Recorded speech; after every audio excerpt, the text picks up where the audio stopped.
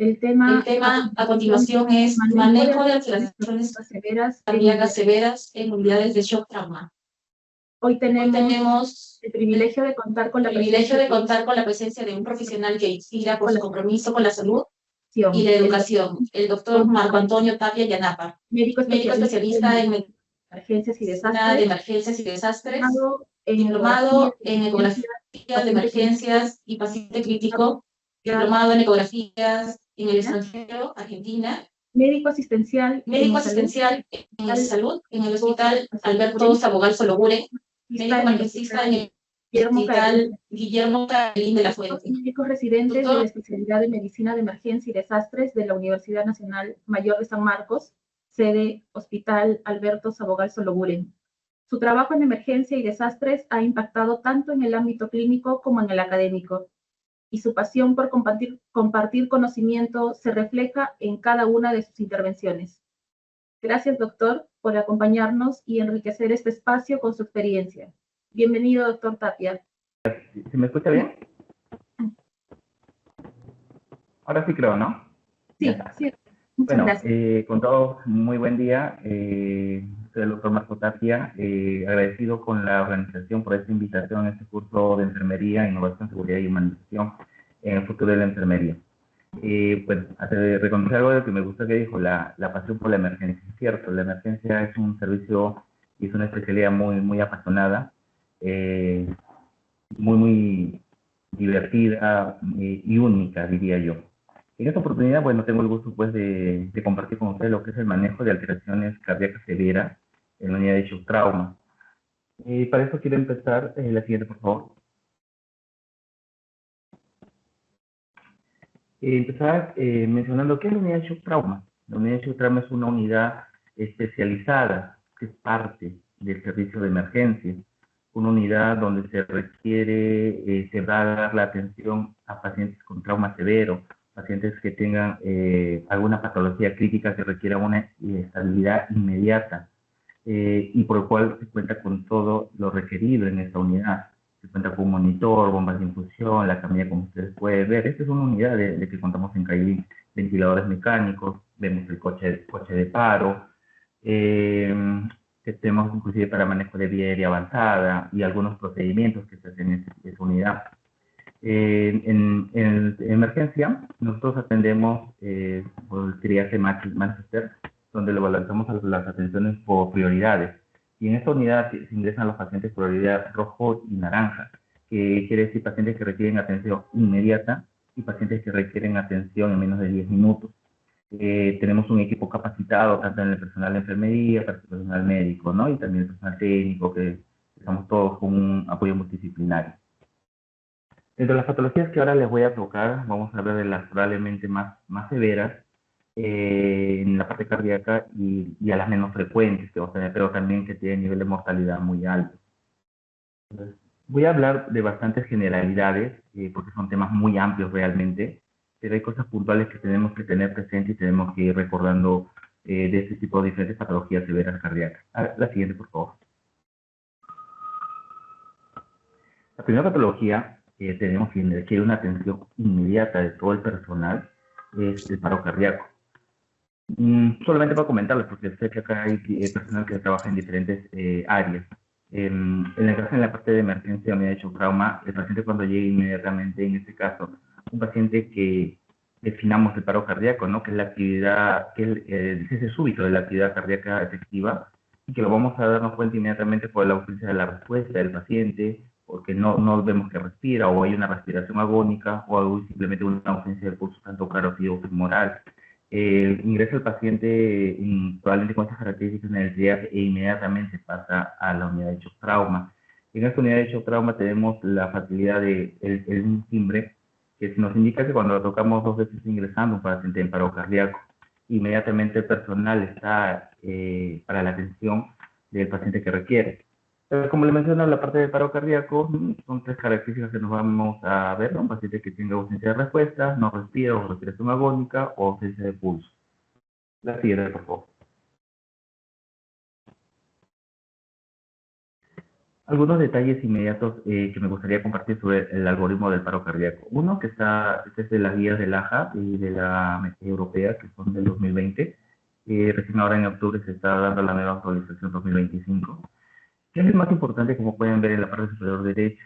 Cuando todo paciente ingresa a la unidad de shock trauma y tiene todas estas características, determinamos que el paciente está sin pulso y está en paro, inmediatamente lo que tenemos que iniciar son las compresiones durante los primeros 2 minutos. Durante este periodo de tiempo, el personal técnico, enfermería, como el personal de enfermería, está haciendo la parte importante, que es la monitorización inmediata del paciente.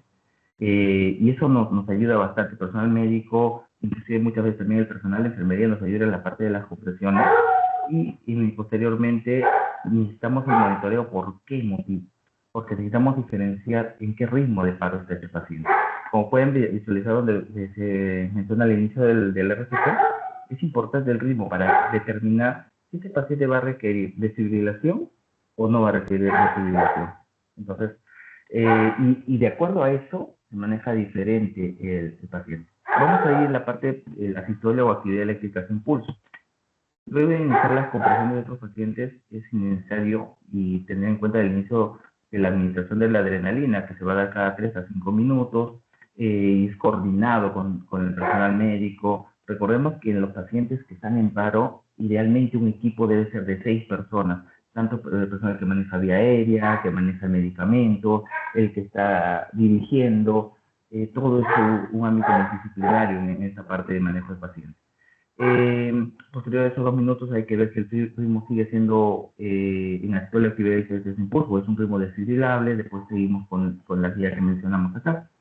Si de no ser el caso, podemos continuar con el uso de la adrenalina y las compresiones hasta el momento de que haya un retorno circulatorio espontáneo, o simplemente se toma la decisión por las características del tiempo que tengamos el paciente en paro de no continuar con la reanimación.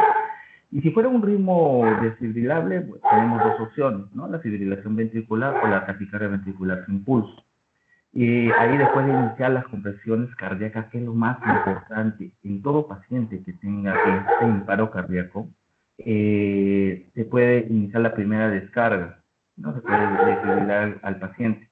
Posteriormente, no se visualiza, y son unos puntos que hay que tener en cuenta. No se visualiza que el paciente en pulso, no, sino se continúa con la reanimación, con las compresiones. Y posterior a eso recién se ve el ritmo. Salió del paro o sigue teniendo un ritmo de fibrilación, no, para seguir con la descarga.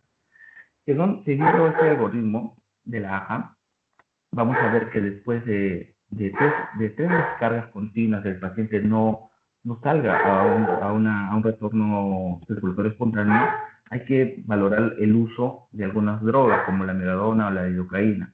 Primera opción y segunda opción también se da la misma, pero a mitad de dosis. Igual, valoramos posteriormente si el paciente ha retornado a la circulación espontánea o no, ¿no? Y se toma la decisión de acuerdo al tiempo que haya pasado, los antecedentes del paciente, si se va a continuar o no con la reanimación. Dos detalles muy importantes que quiero mencionar acá. Uno, el inicio de las compresiones. No debe haber ningún motivo que demore el inicio de las compresiones, porque todo personal de salud, tanto médico, enfermero, técnico, debemos ser capacitados, y es algo que nos da la institución en la parte de RCP, el inicio, estar ya con saber cómo dar buenas compresiones, ¿no? De 100 a 120, la profundidad que debemos dar a estos pacientes. Es importante. Otro es detallar que la vía aérea no es indispensable, e inclusive lo van a ver en ambas partes del algoritmo que mencionan. Considera manejo avanzado de la vía aérea, sonógrafo y acá también igual, ¿no? En el otro que menciona manejo avanzado de la vía aérea, pero no es indispensable intubar al paciente. Lo indispensable es las compresiones que debemos tener, lo que estemos realizando al paciente, y no debe ser interrumpido. Solamente la indicación de intubación es uno si tenemos la experticia de poderlo hacer en menos de 10 segundos y idealmente sin interrumpir las compresiones cardíacas. Para el personal de enfermería, siempre tener detalle que es importante que al ritmo que podemos ir haciendo las compresiones, las descargas o la administración de adrenalina, también estar pensando, si es un paciente que esté con un ritmo desfibrilable, tener listo la meladona o la lidocaína según lo que se vaya a utilizar. Como les mencioné y como vieron en la primera imagen, en el coche de paro pues se cuenta con todas estas medicaciones, con todo lo que se requiere para reanimar. La siguiente, por favor.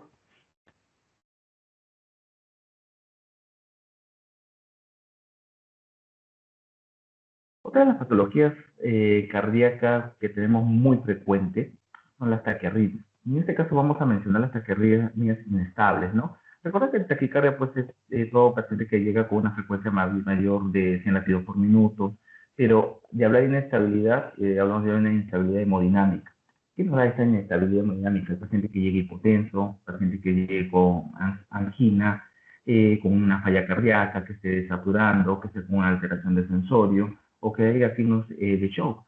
Usted sabe que inmediatamente nosotros que el paciente ha hecho trauma, pues podemos tener la toma de AGA, podemos valorizar el lactato, podemos valorar también si hubo un tiempo que el paciente de repente tuvo una menor cantidad de diuresis, o signos indirectos de shock, como también el llenado capilar, y la misma dificultad respiratoria que puede llegar al paciente o por una congestión pulmonar. La siguiente. De las diferentes taquiarritmias que vamos a ver, hay 4 muy importantes que quiero mencionar. Todos recordamos que los electrocardiogramas pues tienen el complejo QRS, ¿no? Entonces acá lo vamos a valorar el complejo QRS ancho y complejo QRS angosto, la diferencia de mayor de 0.12 segundos. En este caso, dos de las frecuencias que son con un complejo QRS ancho son la taquicardia ventricular. Recordemos que si ya hablamos de sin pulso, es un paciente que está en paro, es diferente al manejo. Acá estamos hablando de un paciente con una taquicardia ventricular con pulso, pero que hay una inestabilidad, las ya mencionadas anteriormente. Y como podemos ver acá en la imagen. La siguiente. En el caso de la fibrilación ventricular, vemos esa imagen irregular, ¿no? De un complejo QRS ancho. Este ya es un ritmo de paro, que es el que se mencionó, que se requiere de fibrilación hasta en 3 oportunidades y posteriormente, si no, uso de drogas como amiodarona o lidocaína. La siguiente. Y otra de las taquicardias con complejo angosto y muy frecuente que vemos en el servicio de emergencia, pues son las famosas taquicardias supraventriculares paroxísticas o lo más conocido como las TPCD, que son ritmos que tienen complejo QRS angosto, que son regulares, generalmente más de 150 la frecuencia cardíaca. La siguiente. Y algo muy común también que vemos son las fibrilaciones auriculares con respuesta ventricular rápida o acelerada, ¿no? Que la diferencia con la anterior que el ritmo es irregular, como vemos en la imagen, que el QRS es irregular. La siguiente. Es un pequeño algoritmo sobre las taquiarritmias, igual guías de la AJA y de las guías europeas, que ya se considera toda taquiarritmia, frecuencia cardíaca mayor de 150, siempre va a ser importante el manejo de la vía aérea, el paciente si requiere oxigenación, el monitoreo cardíaco que se da inmediatamente en la unidad de shock trauma, y valorar la inestabilidad, como les mencioné en este caso, ver si el paciente está con hipotensión, alteración de sensorios, signos de shock, como les mencionaba, de lactato, diuresis, llenado capilar, y si hay si hay angina o el paciente con algún signo de falla cardíaca, ¿no? Como la disnea que podría presentar. Si tenemos esos casos, inmediatamente lo que debemos realizar es cardioversión sincronizada.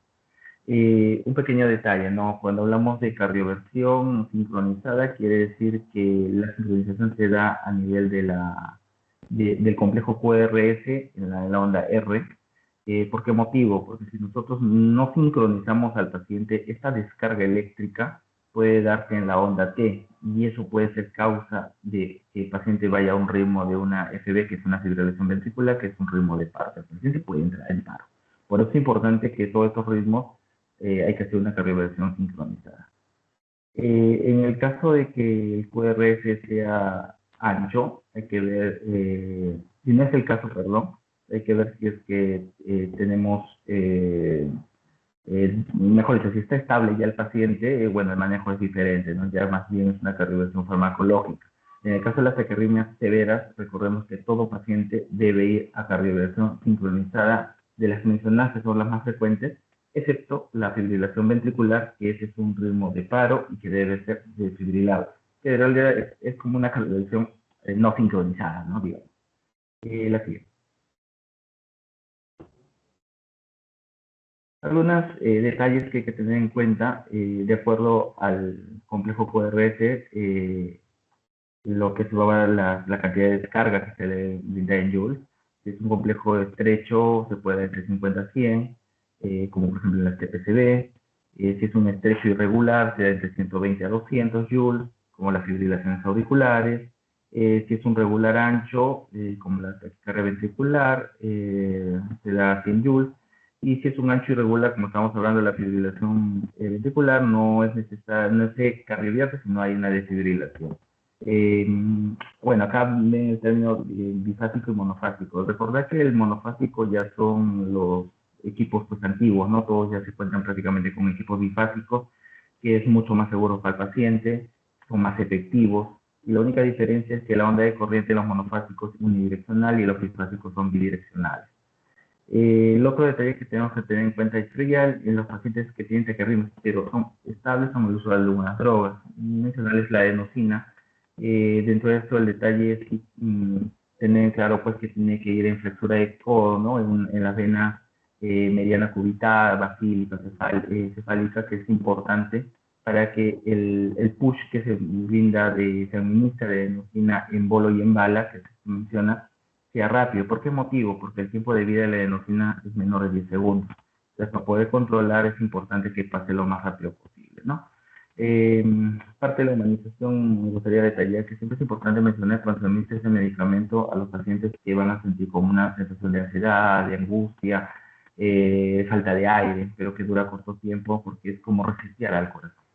Los otros medicamentos que tenemos para aliviar las capacidades cardiovasculares son profarmacológicos, bueno, amiodarona, que es lo que encontramos en el hospital, sotalol y profenamina. La siguiente. Viéndonos ahora el otro extremo, lo que encontramos también son las bradicardias, ¿no? Bradicardias de definición sabemos que todo paciente que tenga una frecuencia cardíaca menor de 60. Y la más frecuente que vamos a encontrar en la unidad de Sjöström y vamos a poder atender inmediatamente y debemos buscar atención inmediata son las bradicardias severas, que generalmente son frecuencias cardíacas menores de 50. Y algo muy común y muy frecuente que tenemos en la estadística, ¿no? Del hospital son los bloqueos auriculoventriculares completos o de tercer grado. Como ven en la imagen hay una disociación entre el inicio de la contractibilidad tanto auricular y con la contractibilidad tanto ventricular. Cada uno va por su lado. Por eso vamos a ver que en la contractibilidad auricular es regular entre la onda P y en el complejo QRS también es regular entre ellos, pero cada uno va por su lado. La siguiente.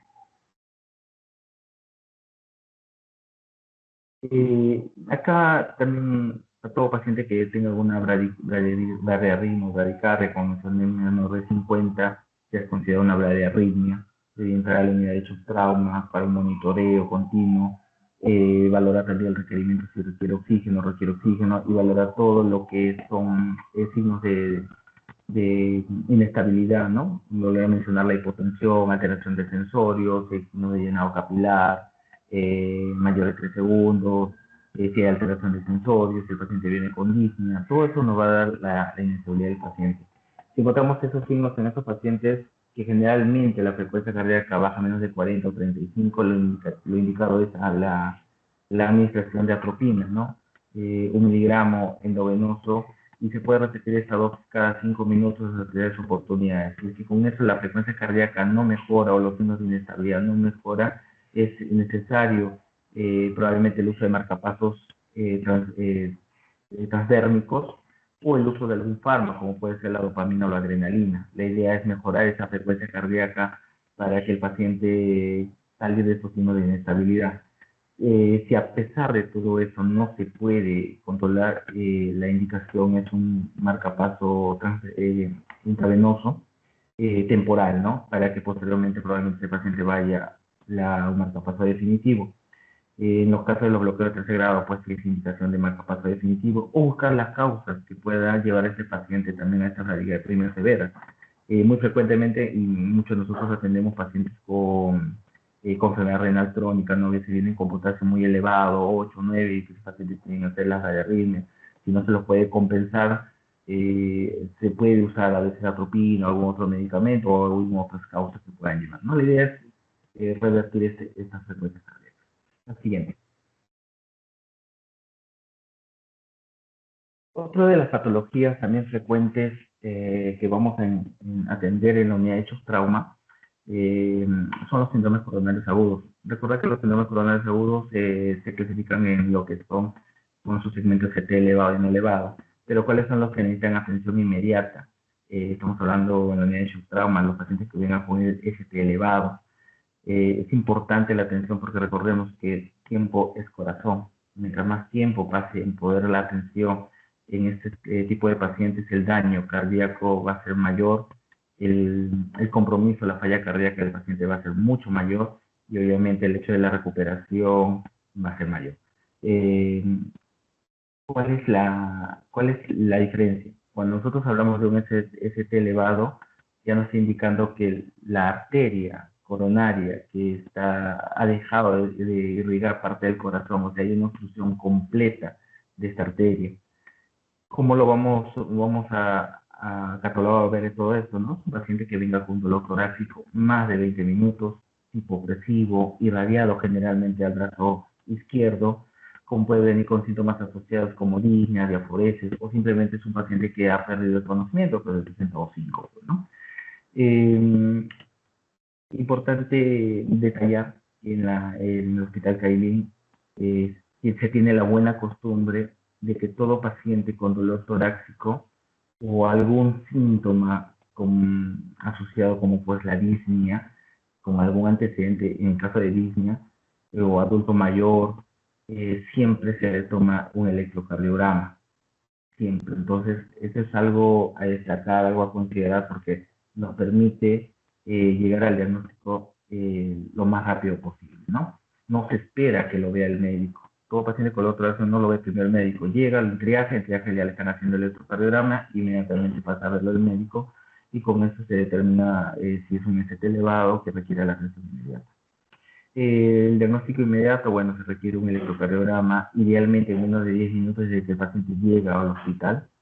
Y se considera un ST elevado, como se puede ver en las imágenes, las flechitas rojas, que todo segmento que tenga elevación más de 1 milímetro con mayor en dos derivadas, ¿no?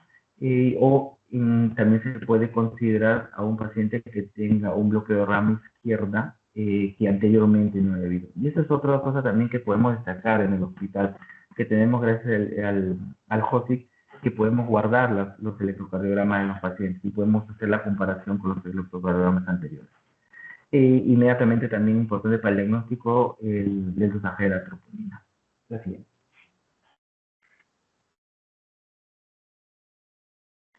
Es importante la estratificación rápida, como mencioné, si es un ST elevado o no elevado, determina que hay alguna complicación inmediata, como un shock cardiogénico, o que hay algún tipo de arritmia grave, o el paciente entró en paro, ¿no? Es una causa también que de paro los infartos agudos de miocardio con ST elevado. ¿Por qué motivo es importante la estratificación rápida? Porque es importante determinar si este paciente va a poder ir a intervencionismo, a cateterismo. Lo ideal es si tenemos un paciente ambulatorio, digamos, y podría ser visto un prehospitalario.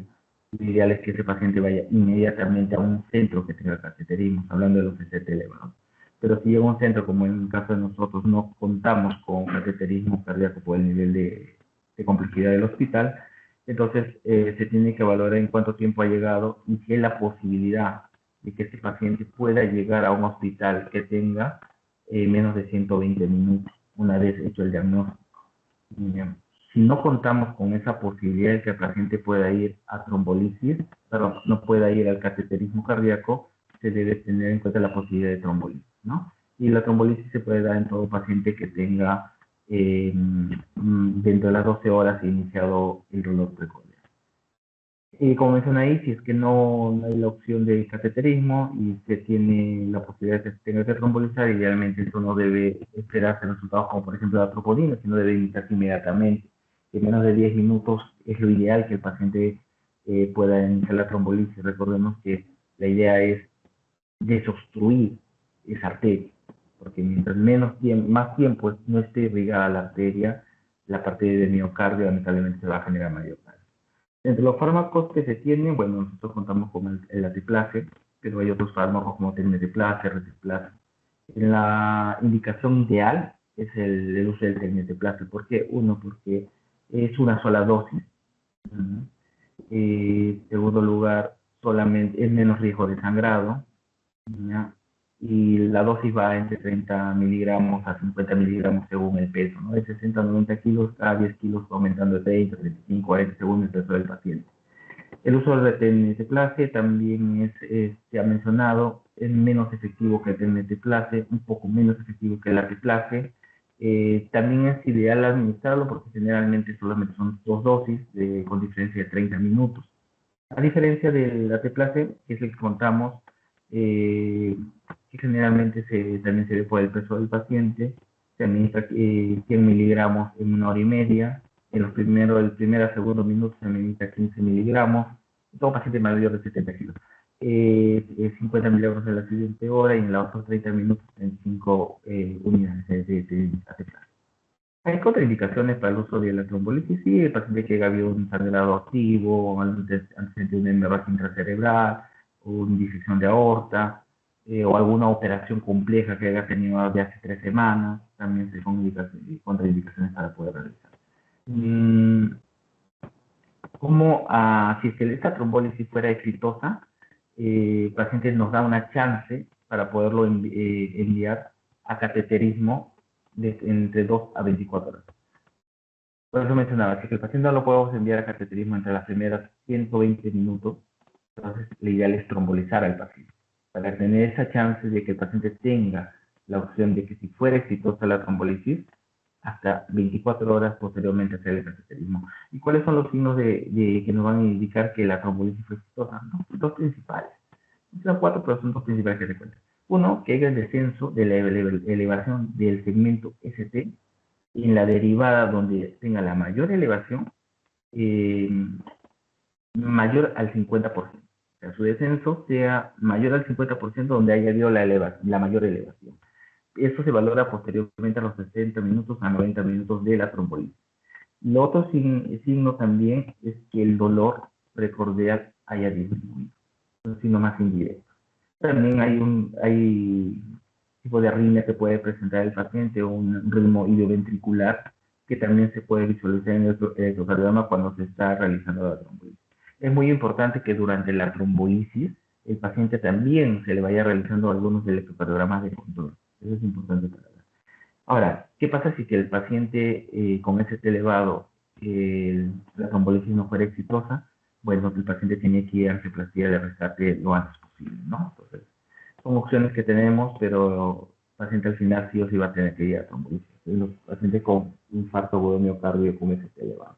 Detallar que hasta acá no se ha mencionado el resultado de la troponina. Recordemos que la troponina no es un examen para valorar el inicio de la trombolisis o el inicio o ser referido para cateterismo.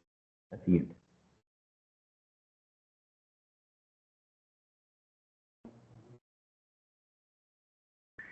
Sobre algunos medicamentos asociados más que se tienen que administrar, recuerde que se usa la administración de aspirina, generalmente es 300 miligramos vía oral, idealmente masticable porque se absorbe mucho mejor que solamente el paciente pasando el medicamento. Los inhibidores de la P2Y12, como que contamos nosotros con el clopidogrel, valorar el detalle que se tiene que dar de acuerdo a la edad también, se carga o no se carga al paciente, y si va a ir a trombolisis o va a ir a cateterismo, el paciente también se valora que se entre 300 y 600 miligramos en el caso del clopidogrel. En el caso de la anticoagulación, el uso de heparina no fraccionada o el uso de enoxaparina, de heparina de bajo peso molecular, contamos con enoxaparina. Un detalle importante, que todo paciente que va a ser trombolizado también requiere una dosis de inicio de enoxaparina antes de iniciar la trombolisis, y eso también determina el éxito o no el éxito de una trombolisis. Bueno, el manejo del dolor precordial, que puede ser con morfina, el uso posterior de betobloqueadores, los pacientes cuando hayan terminado de hacer la trombolisis requiere un manejo posterior. Y cuidado posterior a la reperfusión, no siempre es importante la monitorización del paciente, en este caso, si es que no es aceptado, pues va a pasar a la unidad de cuidados críticos, valorar y manejar si hubiera alguna complicación como arritmia, falla cardíaco shock. Posterior a todo esto, pues siempre considera el uso de estatinas, los IECAs, betabloqueantes, que han demostrado disminución de la mortalidad en los pacientes a larga. La siguiente. Este es un algoritmo de la actuación y creo que es algo que tenemos que tener en cuenta, ya lo que mencionaba. del uso del cateterismo, ¿no? Siempre todo paciente que es diagnosticado con un MST elevado, idealmente debería ir a un centro de cateterismo. Lo ideal es menor de 60 minutos, ¿no? Y si yo tengo un centro que no tenga cateterismo, como ven en la parte del lado derecho, tengo que ver si lo puedo trasladar en menos de 120 minutos. Sabemos que nuestra realidad a veces es complejo por el hecho de las ambulancias, el estado del paciente también. Si tengo esa posibilidad, va a cateterismo y no lo trombolizo. Pero doctor, si es que no... ¿Aló? Sí. Sí, doctor, disculpe, le quedan 5 minutos. Ya, no hay problema. Gracias. Entonces, posterior a eso, en la parte del cateterismo, si no va a cateterismo, bueno, ahí sí la siguiente. Taponamiento cardíaco es una patología que se da por la acumulación de líquido en sangre a nivel de saco pericárdico.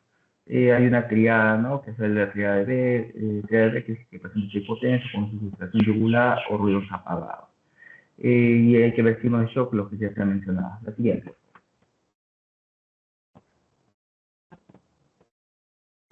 Acá igual el monitoreo del paciente, el diagnóstico es bien simple, se va por ecografía. No sé si pueden poner el video. Recordar que también en la unidad de shock trauma contamos con ecógrafo, el personal también está capacitado en poder visualizar. Bueno, lo que no se puede poner el video, acá se ve una imagen anecoica, en el video se veía que todo el lado derecho del corazón estaba colapsado, a diferencia del lado izquierdo, ¿no? Y el izquierdo estaba todavía, había buena contractibilidad.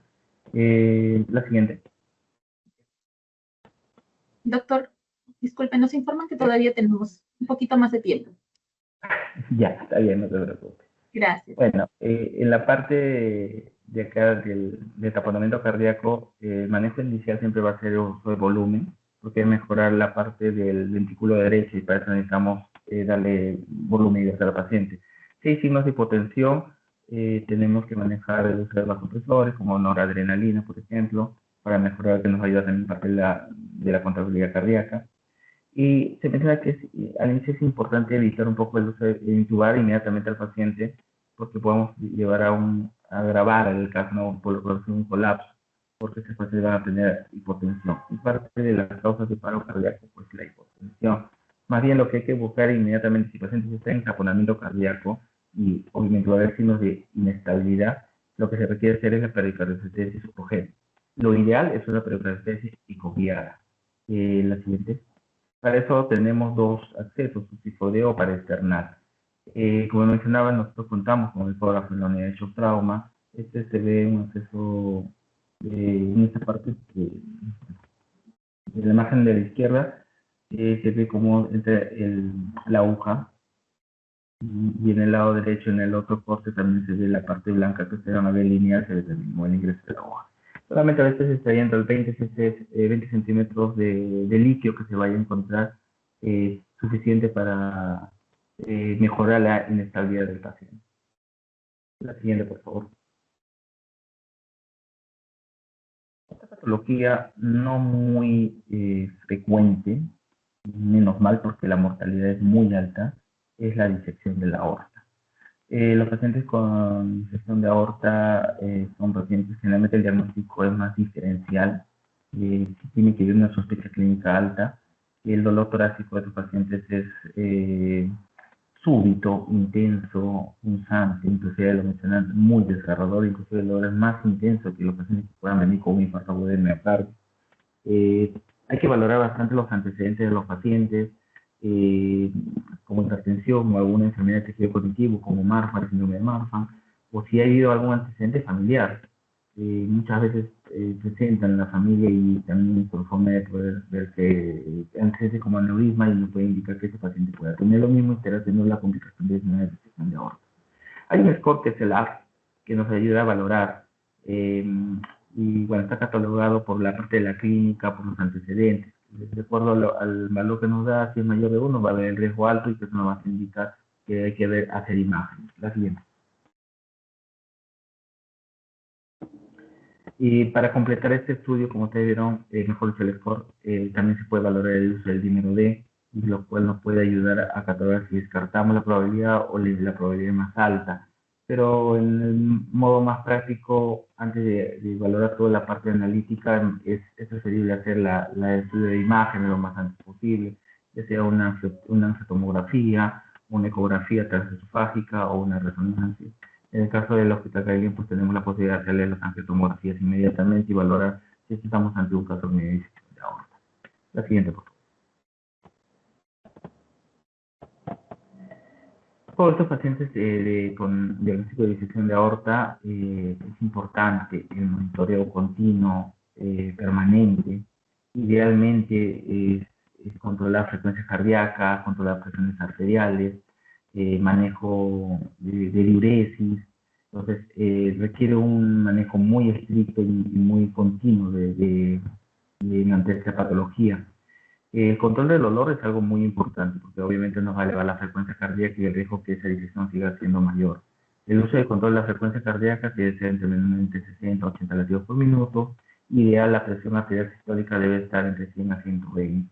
Para eso tenemos medicamentos como el abetalol, un betabloqueador, que es la primera elección.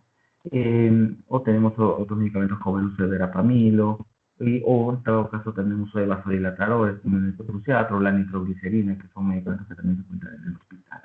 Recordar que el manejo de la analgesia es muy importante y que solamente a veces manejando el dolor se maneja disminuir la frecuencia cardíaca, disminuir la presión arterial y eso ayuda. La siguiente, por favor. Y solo para detallar, pues la clasificación de la disección de la aorta está dada por dos tipos según la clasificación de Stanford, que es la más frecuente que vamos a utilizar, nos va a guiar. Y para términos muy fácil de entenderlo, todo lo que compromete el ascenso de la aorta o la aorta ascendente esté afectada, como se ve en la imagen, la primera imagen, está catalogado como un Stanford A. Así está incluido la parte de la aorta descendente, ¿no? Solamente que esté considerada la aorta ascendente ya es una Stanford A que requiere cirugía inmediata. Solo cuando está comprometido la aorta descendente, sin compromiso de la aorta ascendente, es cuando es el tratamiento generalmente médico, siempre y cuando no haya ninguna complicación. Pero si hay alguna que es una disección con tipo B, que hay alguna complicación como mala perfusión, alguna ruptura, hipertensión refractaria o a pesar de medicación de los betabloqueadores o vasodilatadores, el dolor persiste, pues tiene una indicación quirúrgica. La siguiente, por favor.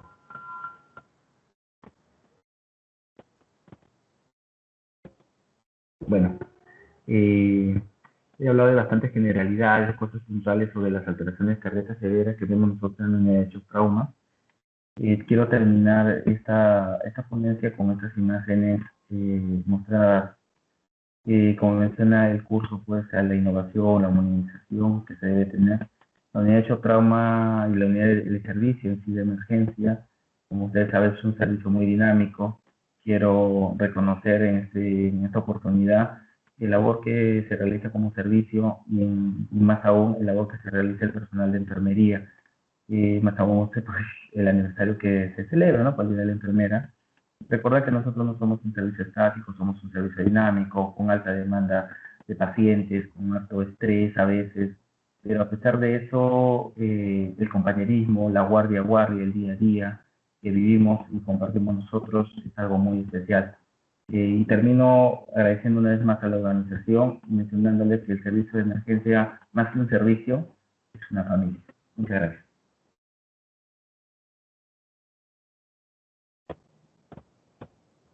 Muchísimas gracias, doctor Tapia. Qué importante es el conocimiento de los algoritmos para realizar una RCP, reconocer una arritmia, que esto pueda condicionar a nuestro paciente a un paro cardíaco. Si es por no desfibrilable, si necesita drogas, qué drogas, y cuáles son los efectos que vamos a esperar de estos medicamentos al administrar a nuestro paciente. La elaboración y realizar nuestro plan de atención de enfermería también es sumamente prioritario. Y esto nos sirve para dar la alerta al médico de los signos y síntomas que estamos evidenciando, ¿no? Que pueda condicionar a una descompensación mayor de nuestro paciente. También me uno a lo que menciona el doctor Tapia, del arduo trabajo que realiza el equipo de enfermería en la emergencia, que muchas veces sacan fuerza, energía y mucho de sus habilidades blandas para poder atender a estos pacientes que vienen con diferentes dolencias. La comunicación efectiva que realiza también el personal es sumamente importante para evitar algún efecto que pudiera llevarnos a un evento desafortunado con los pacientes, ¿no? Y que venimos trabajando mucho en nuestro hospital Guillermo Caelín, asimismo en el hospital Alberto Barton también. No sé si tenemos alguna pregunta en el foro.